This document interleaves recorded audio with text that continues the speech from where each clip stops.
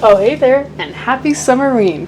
This is Attempting International Recipes, and in this episode, we are attempting to make a spooky treat called soul cakes from England and Ireland.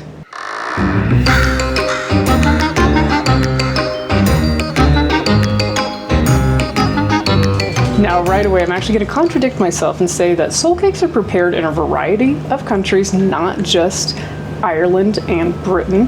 However, they are thought to originate in both Ireland and Britain. And I always forget to say this, the purpose of this whole series is that I am not a professional chef. I'm just like you, and I'm attempting international recipes. Things may go wrong, but I'm really hoping they don't with this basic cookie recipe. Now let's get into what are soul cakes, and of course we're going to pull up my favorite ever source, Wikipedia, for this. A soul cake, also known as a soul mass cake, is a small round cake with sweet spices which resembles a shortbread biscuit. It's traditionally made for Halloween, All Saints' Day, and All Souls' Day to commemorate the dead in many Christian traditions. The cakes are often referred to just souls and are given out to soulers, mainly consisting of children and the poor, who go from door to door during the days of All Hallowtide, singing and saying their prayers for the souls of the givers and their friends, especially the souls of the deceased relatives. But this is quite the, run-on sentence. Wikipedia. Someone needs to look at this page, because I always question these a little. It's good to look a little skeptically at something like Wikipedia, but this is quite the run-on. So essentially, soul cakes are where trick-or-treating originates, and that's perfect for Summerween. Now, what is Summerween? If you're not in the US, you may have never heard of Summerween before. It's really kind of taken off within the last, 5 years in the US. Essentially, on June 22nd, it's about halfway through the year between Halloween and, the rest of the year. So people who love Halloween celebrate Summerween on June 22nd, so you can have 2 times the best holiday. Now on throught Social, I do love me some spooky stuff. One of my most popular series is my International Spooky Creatures series, where I just explain random creatures from around the world that people are scared of, I guess. I don't know why it did so well. I made one and then they started doing really well, and that's what I just kept making because it was doing well. So obviously I had to do a spooky recipe for an episode of Attempting International Recipes for Summerween. And with all that said, let's get started making some soul cakes. Now this recipe is called soul cakes from Shropshire. This is the word. You can see it. I have such a hard time saying English counties, anything that has S-H-I-R-E. Americans cannot pronounce that word. It's it's too English for us. And then, I actually have asked people, how do you say this? I can't replicate it even. I'm just not really great at saying that. I even went as far as to ask my Australian boyfriend, who is way better at pronouncing English words than me, how to say it. This is how he says it. Shropshire. Shropshire. Shropshire. Americans could never, I'll be honest. It's just something about S-H-I-R-E words. The only one I can think of Americans actually pronouncing correctly frequently is New Hampshire, and we're not saying sure, we're saying New Hampshire. There's a difference. I don't know what it is. Anywho, this recipe is soul cakes from Shropshire, and it is from the blog Little Sugar Snaps. The woman who runs this, I believe, is located in England. Yes. I live with my 2 fun-loving, food-loving girls in the Chiltern Hills of England. So I found a recipe actually from England for this. I always try and do that, where I go find, a creator who's native to that country and try and find one of their recipes online to make one of these, because I do want to make something that's pretty authentic. So that's where I found this. I would go check out her blog. She may have a YouTube channel even. If she does, I'll link it in the description. And I also picked this one because it's supposed to be so much simpler than a Swedish princess cake. If you watched the last episode of Attempting International Recipes, I took on the marathon of making a Swedish princess cake. It took me 2 days.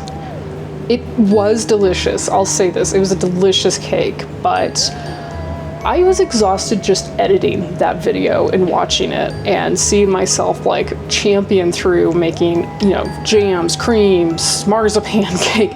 I wanted an easy win for this one. The following episode had to be an easy one. This supposedly, it's only gonna take about 35 minutes, so I have my hopes up. Let's get to it though. So, I've also been super proactive. I gathered all of my ingredients right here to make it just so much easier because that's how tired I was after making that Swedish princess cake. First thing we're gonna do, we're gonna preheat the oven to 350 degrees Fahrenheit and line 2 baking sheets with parchment paper. Okay. We've got our 2 baking sheets. Well, we got step 1 done, that was easy. Use an electric beater to cream the butter and sugar together in a large bowl until light and fluffy around 2 minutes. All right, I was supposed to have softened butter for this recipe and I did not have softened butter. So I did a trick to get it soft, and this works. Put obscenely hot water into a glass. Let it sit there for a bit. You want the glass to heat up just a bit. Then you put the butter under it,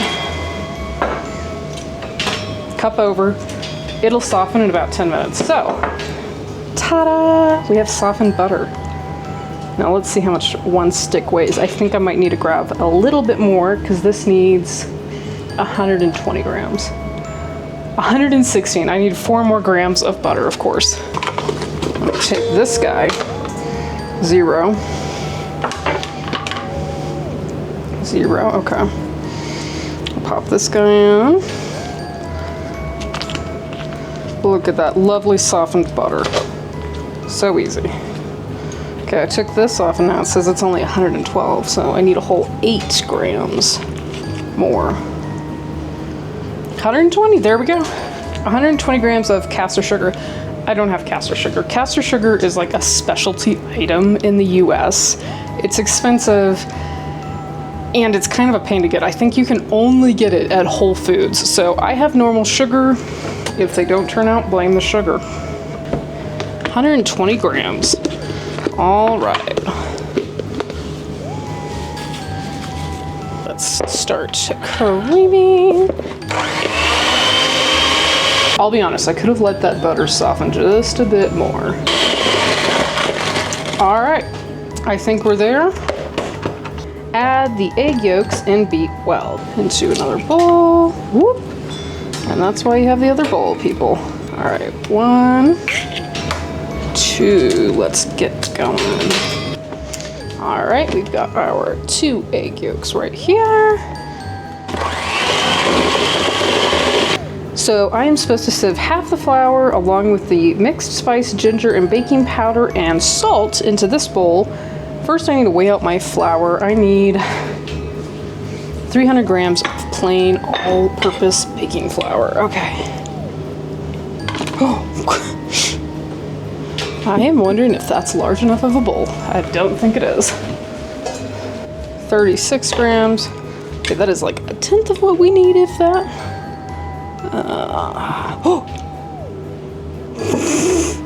Okay.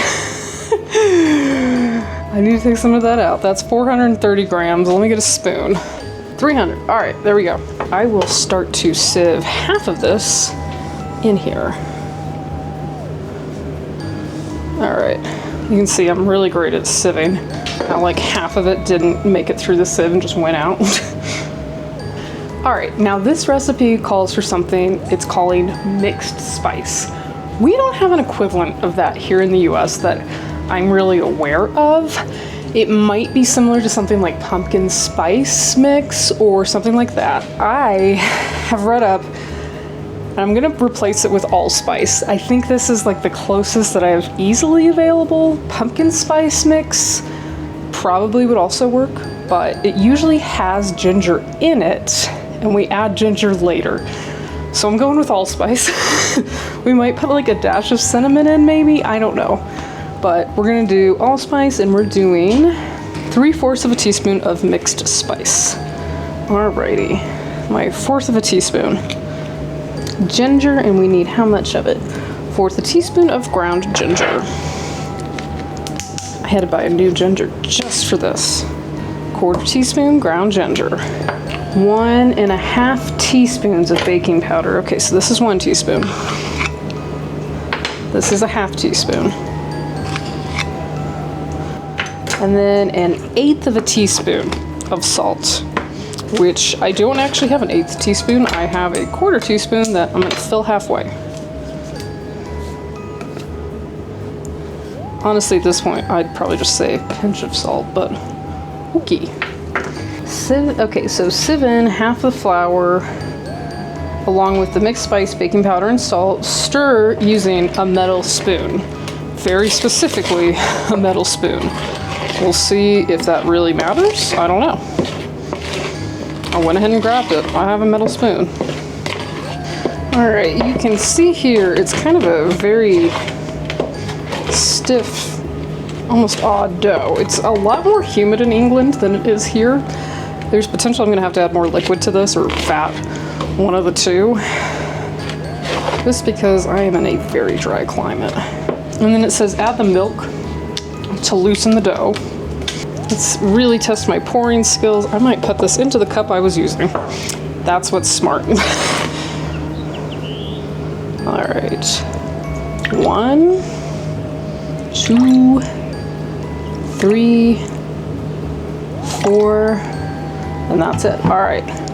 So we're gonna put this in to loosen the dough, which I'm really hoping makes some miracles happen with the moisture level in here. It is. Here we go. It smells really good. I love the smell of like ginger in a baked good. All right, that is definitely loosened and well combined. I spilled milk on my recipe. Nice. And as I wipe this on my apron, it's probably good to say that today I tried to pick a spooky apron for you. It's Summerween, and this was the spookiest I had. My grandma made it for me when I was a kid, so it's a little small, but it's black and white and kind of spooky. I try to do a spooky vibe. All right, sieve in the remaining flour, add the currants, mix in, keep mixing until no streaks of flour remain. Dough should be fairly firm. Alrighty, let's get the rest of these flour in. All right, and then, so this calls for currants. I don't have currants. I have raisins, because it's the US. Delicious and nutritious, right? No. I think they're supposed to be high in fiber. 75 grams of currant. Pop those in and mix until there's no more flour. My like milk-soaked recipe over here. Roll the dough out on a floured worktop until about 1/2 centimeter thickness. Use a 7 centimeter cutter to punch out your sole cakes. Re-roll the dough once to enable more cakes to be cut out. Aim for 18 to 20 cakes. Alrighty, we have cleared the countertop here. I am using a like jar top to cut these out with, is what I have. Let's flour this up. Let's flour up our rolling pin.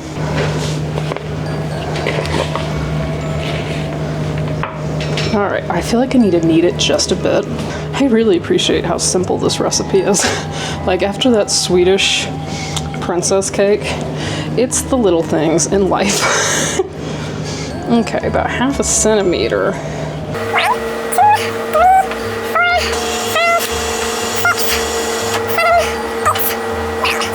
Take all this extra dough, put it over here.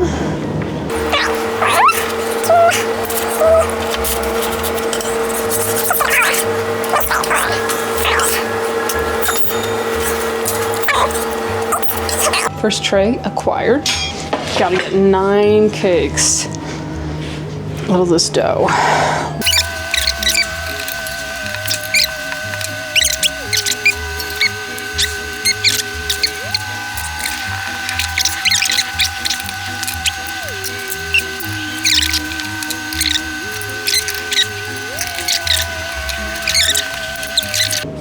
All right, we have 20 cakes out of this. Now, there is one more step to make a very distinct look on all of these. Prick each cake all over with a fork and then cut a deep cross into each of them using a blunt knife.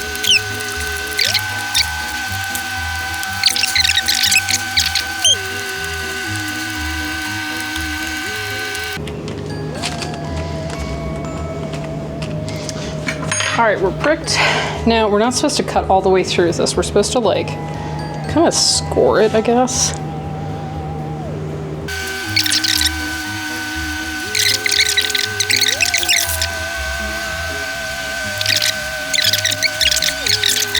Transfer to lined baking sheets, cook for 15 minutes, turning the sheet 180 degrees halfway through cooking time to ensure that they bake evenly. Optional, use the blunt knife to recut the crosses at this stage if they are closing up. We'll see if I need to do that. Let's pop these in the oven. I'm so excited. These are almost done. Okay, so while those were baking, I have read more of the blog post from Little Sugar Snaps, and I've learned more about the soul cakes. For one, I also learned that mixed spice is actually a like similar thing to like pumpkin spice. It's similar where it's like cinnamon, allspice. So I think the allspice sub was okay. I think they smelled great. They looked good. So I feel like she did have a note about it, and I think I've got the best equivalent I could have. And then she's got all this history about these cakes. This is an awesome blog. You guys should go look at littlesugarsnaps.com. She's in England and she has a lot of like really regional English recipes, which I would love to make another after this sometime. Like, they're very, very region specific to England. And then she's got this like song that the kids used to sing when they'd go souling, and it's a soul cake please, good missus, a soul cake, 1 for Peter, 2 for Paul, 3 for him who saved us all. So I mean that's got a little more rhythm than like trick or treat in the US. It says souling did die off kind of in the UK, and then I've read elsewhere that it's the origins of trick or treating on Halloween. I'm also gonna go make myself a cup of probably Earl Grey tea. I gotta see what I've got in there. I'm a coffee girl, but since this is an English recipe, I'm gonna go make a proper cup of English tea. I might only have English breakfast. I've gotta see what I've got in there, but I feel like it's meant to be appreciated with some tea. It's probably a good thing that I don't live in England, because I'd get a ticket for the absolutely pathetic amount of tea I have in this house. I literally only had 1 pouch of Earl Grey tea. I have put it in the spookiest cup I have on hand, which is a Haunted Mansion mug from Disney World. I tried. I really tried. Timer has gone off for the cakes, so let's get them out and see what we're working with. These are gorgeous. This is them on the actual pan, so you can get a nice close-up of them. I'm gonna snag one off. I'm gonna eat it while it's still hot, because that's how baked goods are best, when they're still warm. All right, guys, it looks like my cup of tea has brewed to an adequate amount of tea-ness. I'm a coffee person. Don't come at me, because I'm doing this just for you. I don't really drink tea. In honor of Summerween, we have made a soul cake from England. Here's a close-up of it. See, it's got that big cross in. We've got the little pricks from the fork in it. Let's give it a taste. Let's see if it tastes spooky.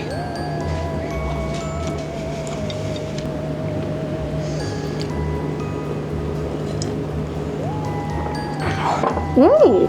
It in fact does not taste spooky. It tastes delicious. That's like, it's scone-like in a way. It's definitely not a cookie. It's definitely more cakey, kind of like a scone, just a little sweet. I love this. I love how simple they were to make too. And they go amazing with Earl Grey tea. Like, clearly made for each other. I'm gonna dip it in. I hope I don't offend anyone in England by dipping this into tea.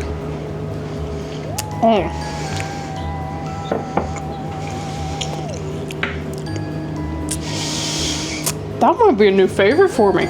I also like the size, because like in the US, scones are huge. They're also scones, not scones. In the US, they're huge, they're triangle shaped. They're usually pretty sweet and a lot more cakey. This is more dry, but in a good way. And it's like the perfect little afternoon pick-me-up. Or in the morning, or when you're like trick-or-treating. It's perfect for all times.